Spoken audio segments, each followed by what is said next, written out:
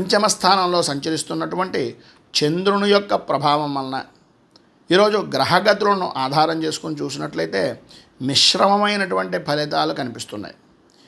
ప్రధానంగా ఉదయం నుంచి మధ్యాహ్నం దాకా శ్రమ అధికం, ఫలితం శూన్యం అన్నట్టుగాను, మధ్యాహ్నం దాటిన తర్వాత సాయంత్రం దాకా కూడా కొంత అనుకూలమైన పరిస్థితి ఉంటుంది.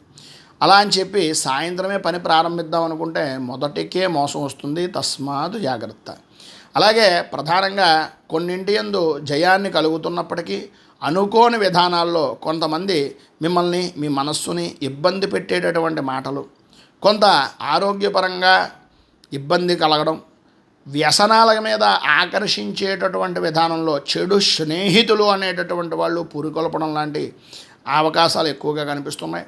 ఆరోగ్యం చాలా జాగ్రత్తగా చూసుకోవడం మంచిది. కొద్దిగా జ్వరము, ఉష్ణ సంబంధమైనటువంటివి, కంటికి శిరస్సుకి సంబంధించినటువంటి అనారోగ్య సమస్యలు వచ్చే అవకాశం అధికంగా కనిపిస్తోంది.